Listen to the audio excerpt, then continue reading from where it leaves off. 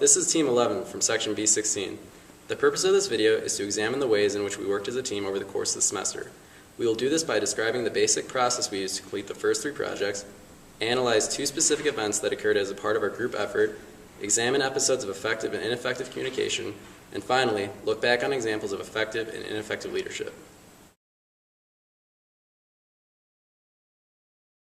To start off our assignment, we would first read the assignment sheet and then look over the rubric, plan a meeting, and develop our SMART goals. An example of a SMART goal is meeting in the business library on Monday at 3:30 with each part of the assignment complete and in the Google Doc.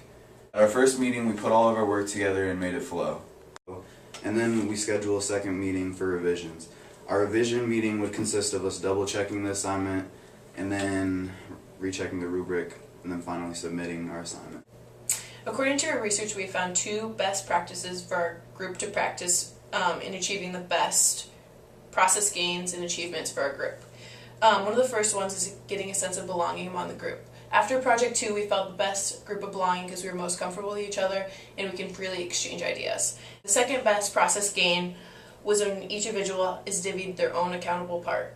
So each individual would break off and do their own question, and then they'd come back, present it to us, and we'd critique their question. And our process losses included leaving class early instead of staying and working, which we were all guilty of at some point, not having your part done prior to meeting, or missing classes or meetings in general. All these things were process losses that really took away from our potential gains.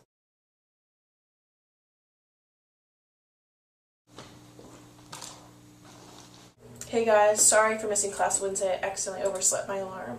It's not a big deal. We divide up the work and you have question 3 to do. Okay. According to a Forbes article, I might have been more motivated to come if I knew my part in the team. I need to think about the we of the team and how me missing class affected the entire group, and eventually our entire grade.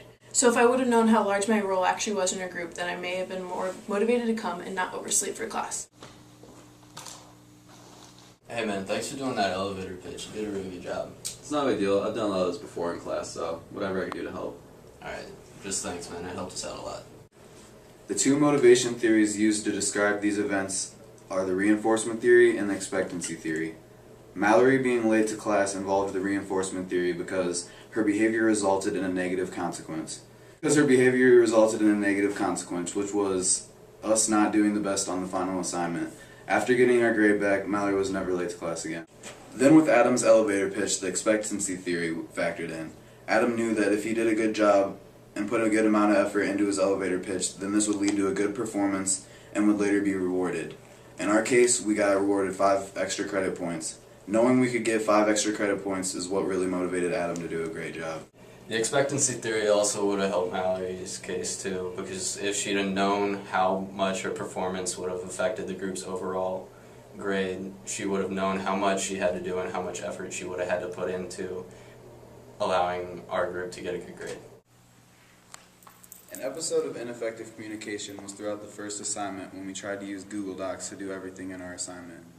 This made Google Docs our main communication medium when really in the long run it should have been face-to-face communication. We later realized that Google Docs must be used along with another communication medium in order for it to really be successful. That's why for our second project we had meetings and used the doc.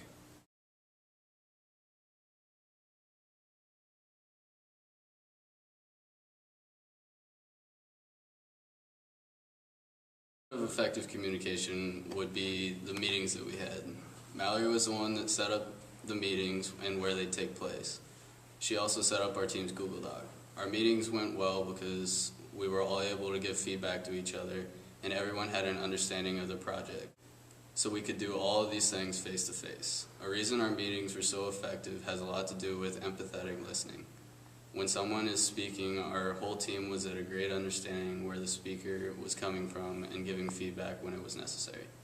According to Harvard Business Review, the first impression is one of the most important aspects of effective communication. By getting off on the wrong foot during our first meeting, it reflected poorly on our overall grade for the first project.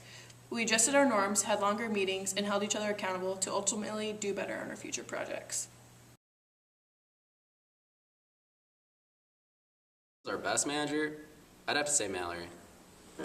Sup? She was very organized about assigning the workload, and she was always on top of reserving a room for us to work in when we met outside of class.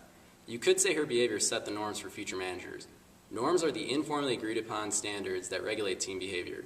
Mallory's behavior as a manager certainly set an example for the rest of us when we were managers. It's important that she displayed this behavior early on and in front of us because, as Dr. Jonah Berger stated in a Wall Street Journal article, the more public an object or behavior is, the more likely it is to be spread. So her management style was effective because she made sure the rest of us knew what effective leadership looked like from the onset. This way, future managers could look back at the established norms if they ever got confused. Our least effective manager? Easily Adam. Wait, what? Early on, we established norms that stated the project manager would reserve the workroom, delegate the project tasks, and do the final review and submissions of the finished project. He did most of that, except he forgot to make sure our project satisfied all the style points on the rubric. This cost us 3 points, and it was his responsibility to make sure we had everything in order. He wasn't an effective manager because he didn't follow the norms we established at the beginning of the semester. If he had referred back to our norms before he submitted the project, he would have seen the error that he made. Never mind. I'm not good at this. I've seen everything. Okay, stop. That might have been me. Just go from wherever you want to go. I'm just going to keep filming and then I'll cut parts out. Well, I just want to start over, I think. Is the cross-leg weird? It's fine. Does it work on camera? It's fine. No. Need to do the walk-up again? No. Okay. Our team's Google Doc. Our meetings, I need to do that again. Mallory was